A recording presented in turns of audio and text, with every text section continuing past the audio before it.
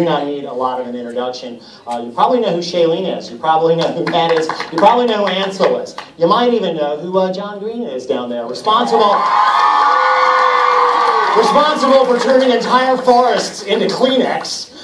Is that guy. We have the director of the film next to him, Josh Boone, and then the producer, the guy that watches all the money, Wick Godfrey, right down here. Now this is going to be a Q&A, and I get one question, so I get to go first, and I'm going to address this one mostly towards the filmmakers and towards John. So John, Josh, and Wick. Here's the deal: you're taking a book that is, let's face it, beloved, a very internal story. Very internal kind of narrative. Can you talk a little bit about just the experience of getting that to leap from the page to the screen? I mean, I think the first thing you do is, we all fell in love with the book, just as everyone who's read the book has. And first and foremost, it's a love story and two wonderful characters. And ultimately, you just want to honor that. You want to tell the story cinematically. And so we hired great screenwriters, Mike Weber and Scott Neustadter, to adapt John's book. And at that point, I get to hand it over to Josh Boone. We hired a director whose first movie we all loved, and he really brought it to life. Josh, did you lit the novelist on the set? I did. I like novelists. And how did that? You guys are still sitting next to each other, so I'm guessing that worked out. Yeah, we made it through. If anything, somebody else chose the order of this line.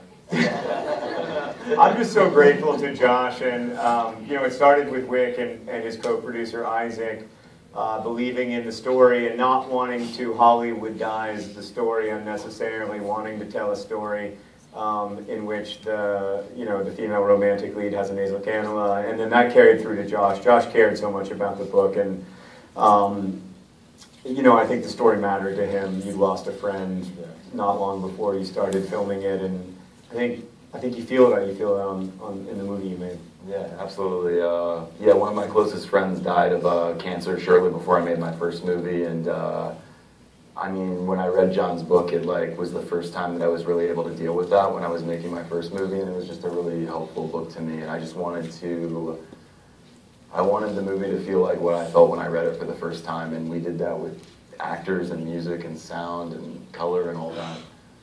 Excellent. So the real heart of this event is, of course, taking questions from the fans, and we're going to do that first right here in the theater in Atlanta. We've got some folks lined up that have some questions. I'm trying to get a light up there. All right, who do we have first? What's your name, ma'am? Hi, I'm Rachel, and I'm from Atlanta. Hi, who's your question for? Go ahead. My question's for the entire cast. In what ways do you connect to your character, and what was the hardest part in playing your character? Can I answer that first as girl's father? So later this evening, you're going to see me in my role that was cut from the movie, unjustly, girl's father, and as you'll see, my performance is amazing. I related to girl's father because I am myself a father of a girl, so that was a point of connection for us.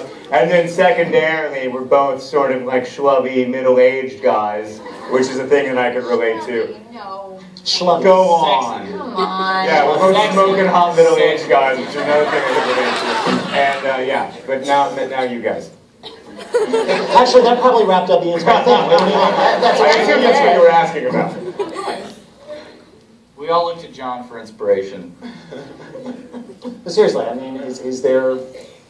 What is there about that question? You've got to think about that when you're doing a movie like this, when you're playing these roles. Yeah, every character I ever play, I always want to find parts of myself that I can relate to the character so that he can be as real as possible. But at the same time, I don't want the character to just be myself, because I am not Gus, and Gus is such a particular person and someone that everyone has fallen in love with through the book, and someone that I fell in love with when I read the book as well. And I really wanted to make sure that, yes, there are parts of me that I put into him, but there are also parts of him that isn't me.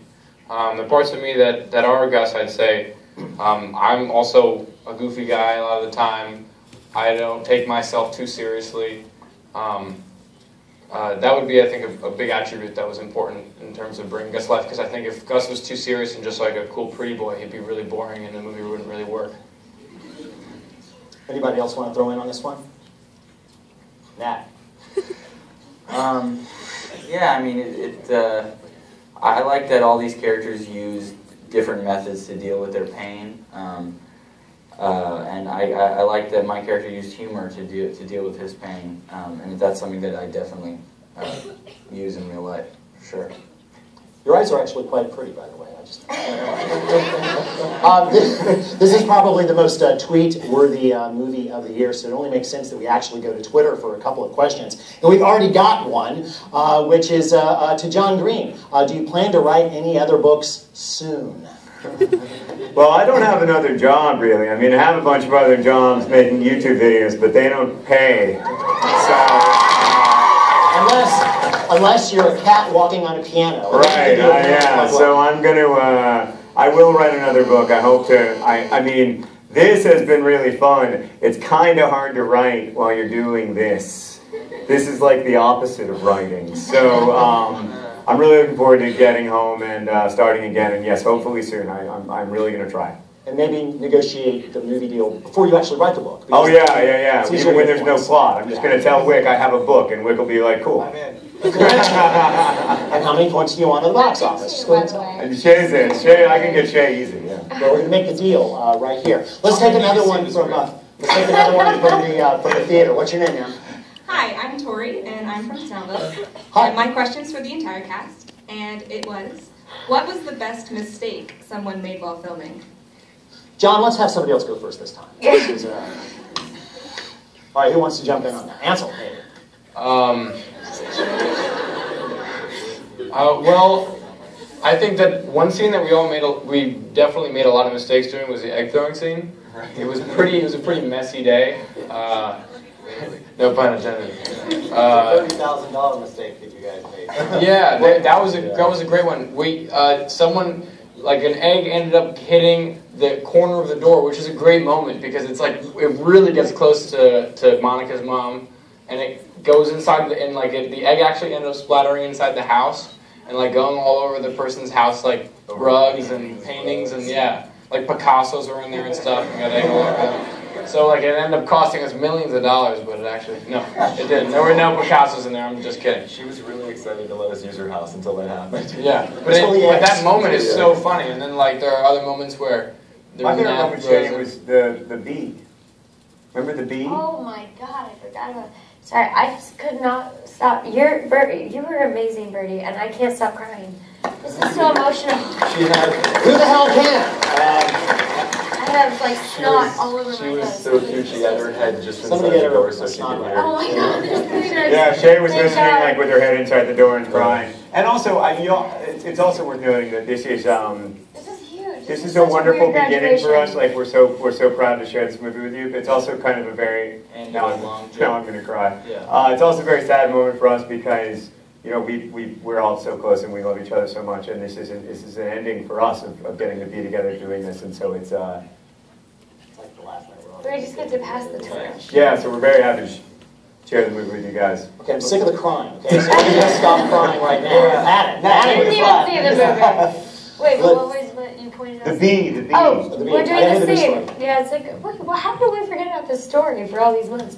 We're doing, oh, you will now. But we're doing the, I have no idea what we're talking about. because you weren't there. You weren't there. No, you weren't there, man. Get out of here. No, he was there. It were was blind. the, anyways, it's the scene where Hazel first meets Gus and he's smoking a cigarette, or putting the cigarette in his mouth and not smoking it.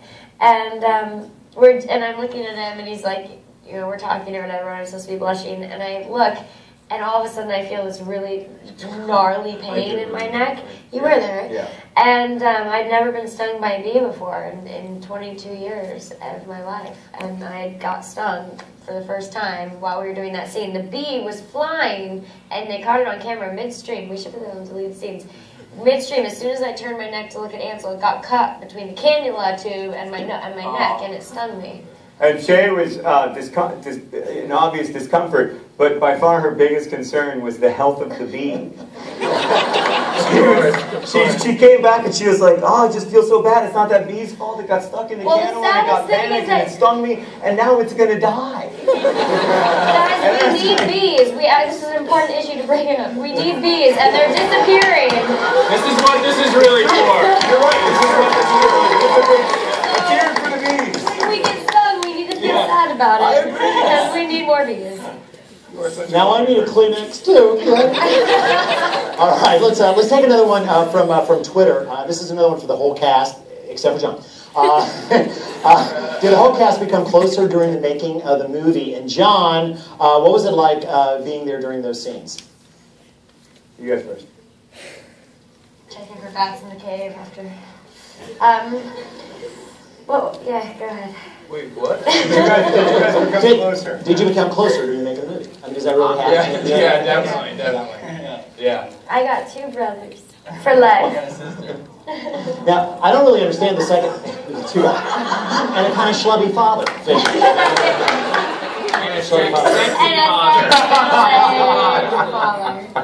So the second part of the question is, John, what was it like being there during the scenes? I mean, it was emotional. It was. I am still so grateful to Shailene and Nat and Ansel for sharing their talents with this story, for bringing those characters that meant so much to me to life, and to Josh for making a movie that's so sensitive to the book.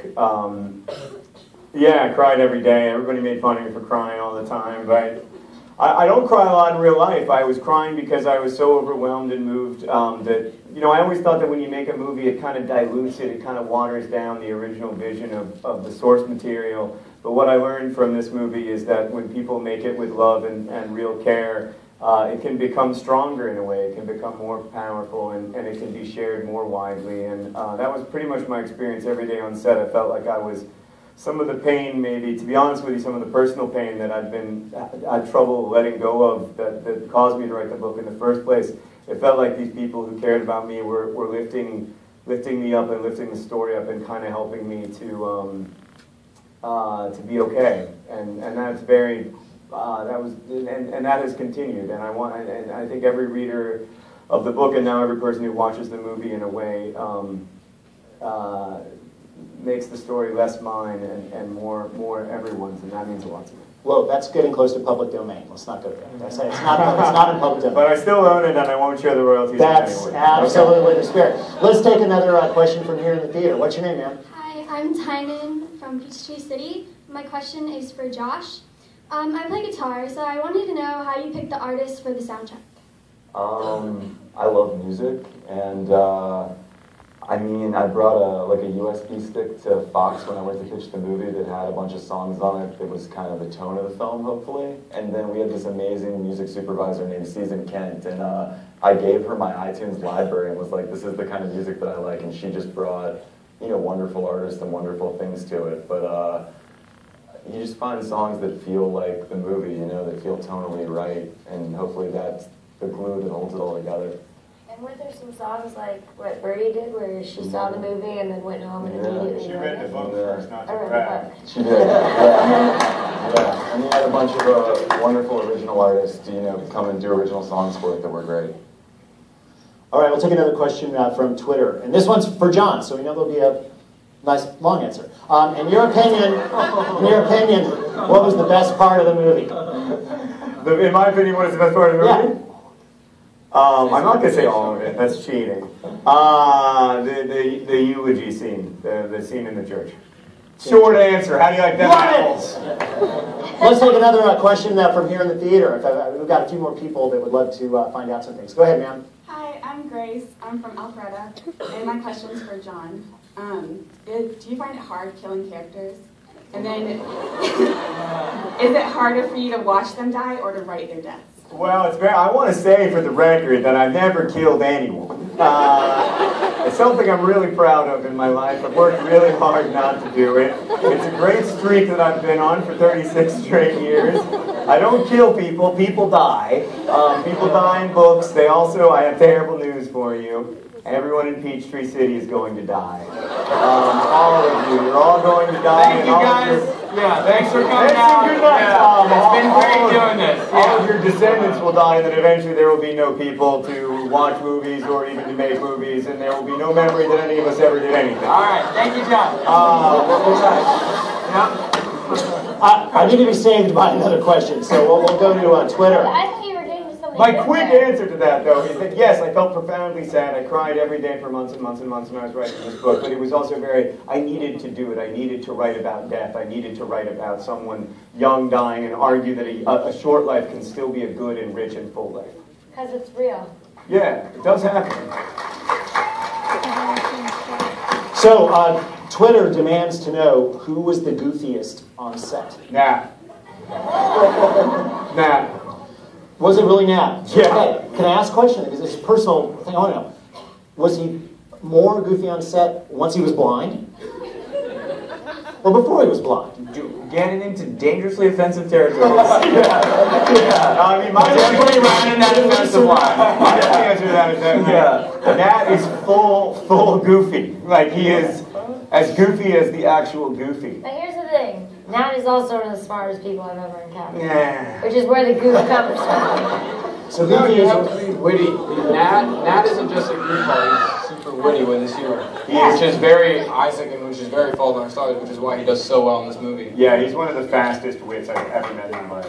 Congratulations on your fast. Only his brother. Let's take another question from here in the theater. Go ahead, Nams. Hi, I'm Dee. I'm from Alpharetta, and my question's for Shailene and Ansel.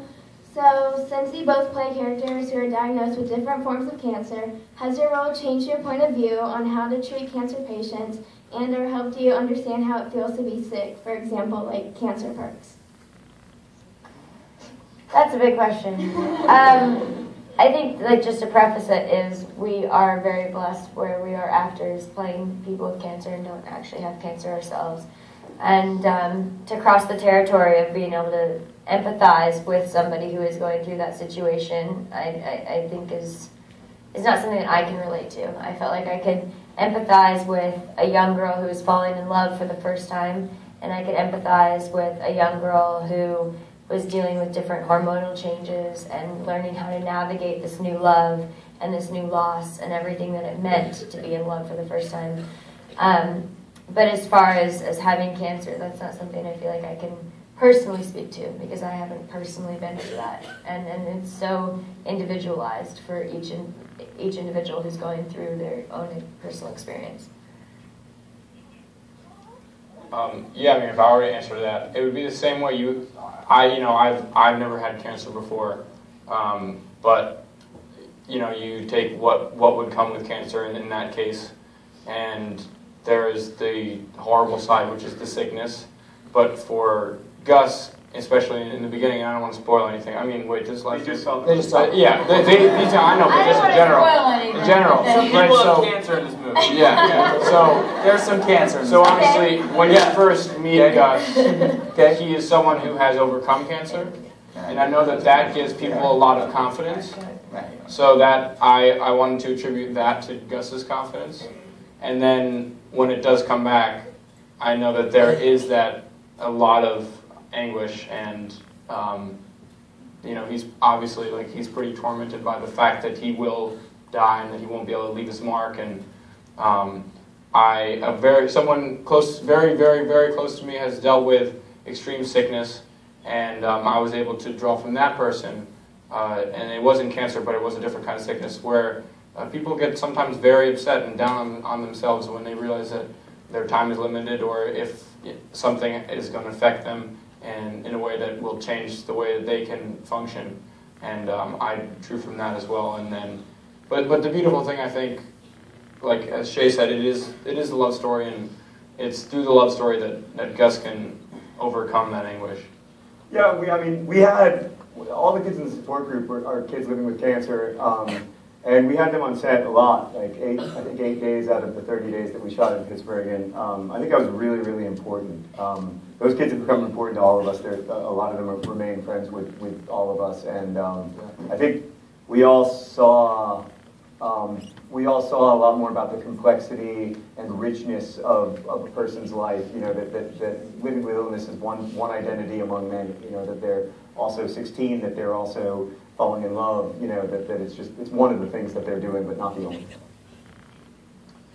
So back to Twitter. Sabrina wants to know: did you all feel emotionally bonded to your characters? No. Well, I mean, but some actors literally turn it on, turn it off. You know, it's the old acting thing. I'm going to walk in, I'm going to put on these behaviors, and then I'm going to turn it off at the end of the day. But did you all find that, you know, because it was the subject you were dealing with, that you really did have to become or bond to that character? I mean, I felt bonded to Hazel just simply, like sort of what I just said, of falling in love for the first time and what that feels like, and having sort of the disputes with your parents and the excitement with your parents and whatnot. But emotionally, I've never been one of those actors who feels like at the end of the day, we did leave home, we did leave set many a time with puffy eyes, and we wake up the next day with really puffy cheeks still, just from crying so much. But I never felt like I brought Hazel's story home with me. Maybe because we were so familiar with it that we just sort of were those characters for a while. But none of us seemed to be like method actors in that way. One of the funny things for me is, like, I don't think I realized how much, like, I did, I guess, bond to Gus until I saw the movie. And watching him whenever he would get emotional, it'd be like I would get emotional at the same time. Like as if it was some sort of weird memory. Like as it happened to me, because it did. So that was a very weird moment for me. Like every time a tear rolls down Gus's face in the movie, it's rolling down mine at the same time. That's what the whole freaking movie is like for me, by the way. If that explains why I cried all the time. Because you are every character. Kind of, yeah. Yeah. I'm mostly you. I'm mostly you, Shay, but I guess I'm everyone else too. Let's take another question here in the theater in Atlanta. Go ahead, ma'am. Hi, my name is Alex Wolf, and I'm from Atlanta. Oh, it's your long lost sister! What? My brother is named Alex Wolf. He's sitting right here. Mine has an E at the end instead of two F's. You're lying. I thought you were joking. Yeah, I thought you were joking too. Your brother's name is Alex? Yeah, I think she knows that, yeah. Cool. Well, I don't know. Just checking. And my question is, what is the one question you want to be asked about the movie, and can you answer that question? Why isn't Sisyphus the hamster in it? That's for Boone. Why didn't you put Sisyphus the hamster in the movie? Why didn't you have Ben Houghton have a pet hamster he really loved? It's the only thing he can love. I guess it's gotten my fault, and it's my fault because I didn't really put Sisyphus the hamster in the book. You did mention Sisyphus the hamster. There's a name drop. That's true. Yeah, you name dropped him, which I appreciated. Yeah, to me, Sisyphus the hamster was the least important of the Imperial Pushing characters. I was much more worried about Anna's mom. Like I wanted Sisyphus the hamster to sort of be a distraction that Hazel pretends to care about. What she really cares about, of course, is what happens to Anna's mom, because she's trying to figure out what's going to happen to her own mom. Is her own mom going to be okay after she loses Hazel? And so Sisyphus the hamster was a bit of, you know, like the magic trick where you're doing this, but secretly you're pulling out the rabbit. What? Thank you, Alex Wolf. Well, what does this have to do with the question? You wanted to know what question that they hadn't been asked, that they wanted to be asked, and what the answer was. Yours is clearly about Sisyphus the hamster. No, that was mine. That was yours. Mine, and he was giving me a proper Guys, answer. you got any questions that you wish somebody would ask but nobody asks? All Sisyphus the hamster for me. Does he have a sister? Is what you're. What's his home life like? Does he have? Yeah. How did he? What's he like? Is he allergic to dairy? What does he like? Yeah. He is allergic to dairy. He's a lactose intolerant hamster. Yeah. But he can tolerate gluten. Yeah, he's gluten friendly. So it's a very specific diet. Yeah. And does he actually have a little rock he pushes up the hill, or is it just the metaphor of the wheel? It's just the wheel. It's just the wheel that gets him. I think you've all been asked every possible question about the movie, which is why we. There you go. There are no more questions left, which is why we're talking about a hamster named after, you know, a character in Dante's Inferno. It doesn't matter. Or maybe it does. Maybe in the end it really is all about Sisyphus. All right. What is the? We've got a question from the old Twitterverse there. What is the one thing that you would really like audiences to definitely take away from the movie? Anybody want to throw in what you really, really wish they would walk away with? Oh.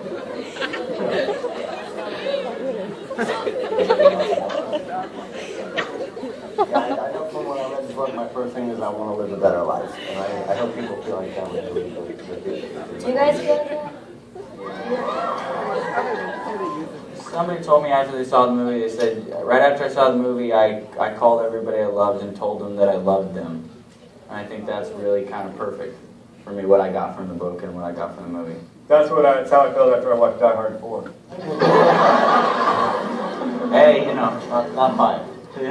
Not 5. No, not 5, just 4. Yeah, 4 Well, I dozen. made me feel nothing. Sorry, Rick. Well, before we get into the entire saga of John McClane, let's go up for another question here in the theater. Go ahead, ma'am. Well, my name is Sydney Main, and I'm from Johns Creek, Georgia. And while I love all of y'all, my question is for Ansel. Do you fear oblivion in real life? That's a good question.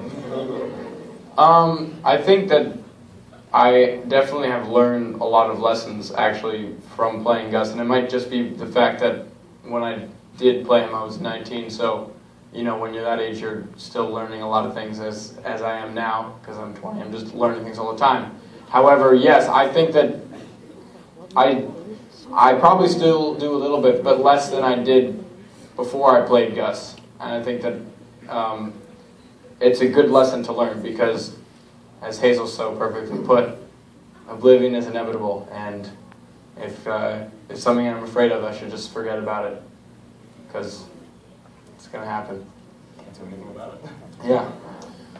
Well, we can do things about other things. I'd like to think that Isaac might have said, hey, with great tunes, who needs robot eyes? And on that note, Nat, how about you and your brother go play a tune? Great transition. From Oblivion to the Wolf Brothers.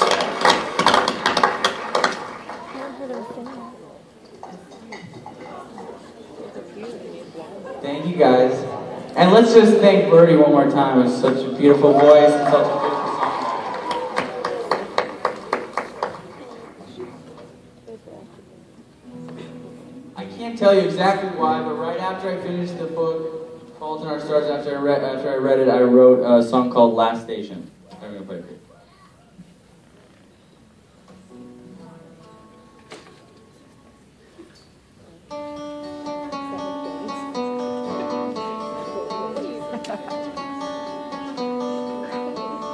What can I offer you?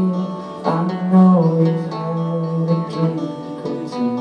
You're stumbling around in 6-inch heels. I wish we could talk like you're no big deal.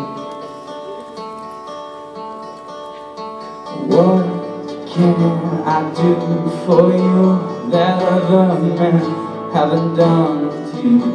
As my hair recedes and I lose my sight, how can I hold your hand through the night? Follow your train, it's last station. Follow, follow, follow. Follow your train, it's last station. Follow, follow, follow.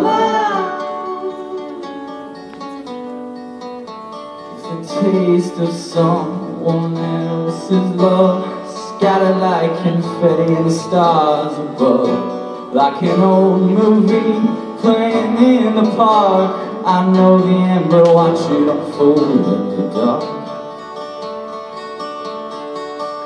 So carry me, Los Angeles, I'm stuck here on your waiting list. You're giving me looks, but I'm giving them away. I can't hear you over the music anyway. Follow your train, it's last station. Follow, follow, follow. Follow your train, it's last station. Follow, follow, follow. Follow, follow, follow.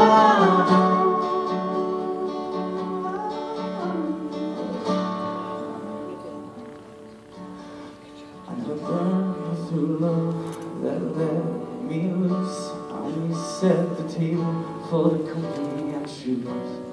Baby, I'll be your ashtray. Tomorrow will be a brand new day. Follow your train, it's last station. Follow, follow, follow. Oh, follow your train, it's last station. Oh, follow, follow, follow. Follow your train, it's last station.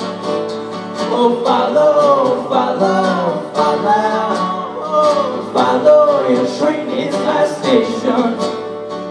Follow, follow, follow, follow, follow, follow, follow, follow.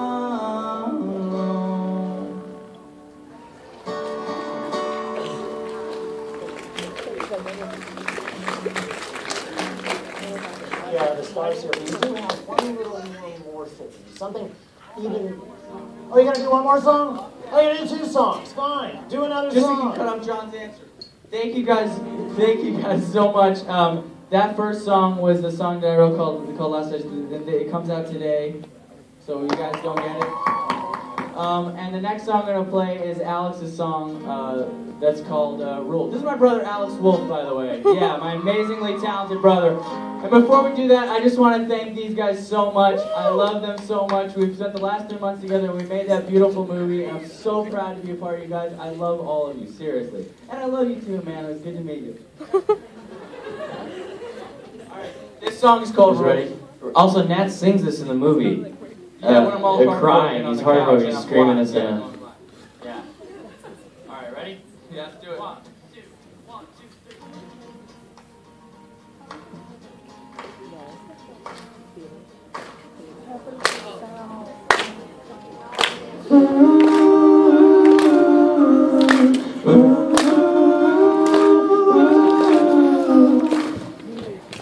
There is a girl in her world, she is found. Yeah, she will say she's okay, but she's down.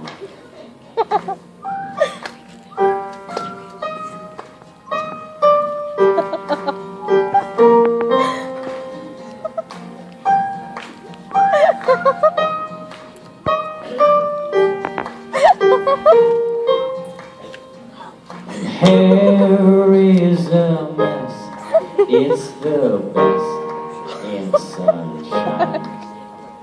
And eyes are so bright, but at night they are mine. When baby you're much too great to appreciate, baby you're much too great to appreciate. And I've been breaking all the rules, been breaking all the rules, been breaking them for you. And I've been breaking all the rules, been breaking all the rules, been breaking them for you.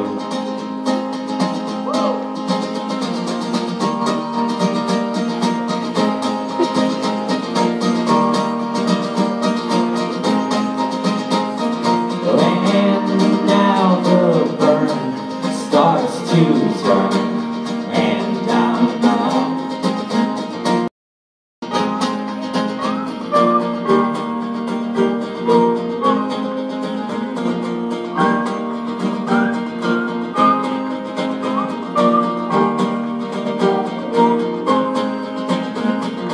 Kill all the smiles the long while I'm alone. I'll pay the dues while I watch you set in stone. And baby's in a crowd that's to take all your time. And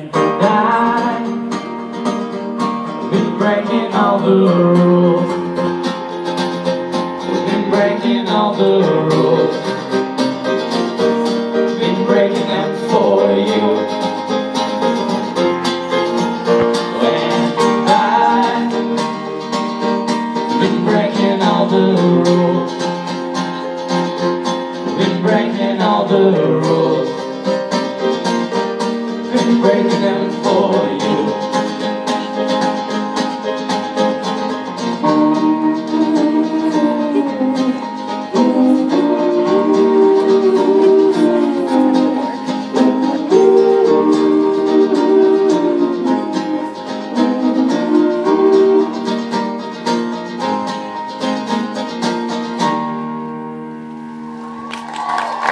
Thank you guys so much, and thanks to these guys, The Fault in Our Stars. Go see it again. So as I was saying when I so rudely interrupted the Brothers Wolf, we do have one more tiny morsel for you, as delicious as any dessert you could get at Orange. That's how you pronounce it, right? Orange. This is, of course, the famed cut scene featuring the author. Cut for time, not for quality. It was a running time thing done by the studio. It's a great scene, and you are going to get to see it right now.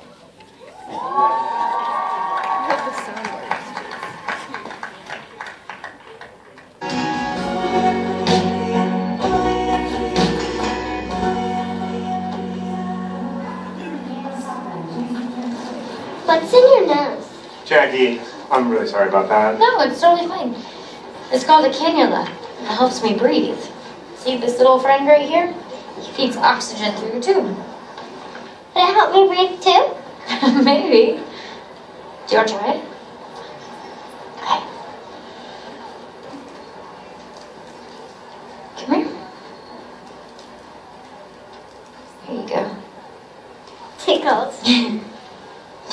Wow, yeah, that's something. I think I'm breathing better. Well, I would love to give it to you, but I kind of could use the help. Thanks for letting me try it. You're welcome. All right, Jackie, let's go. Thank you. Take care. Bye. I think that's us. It's us.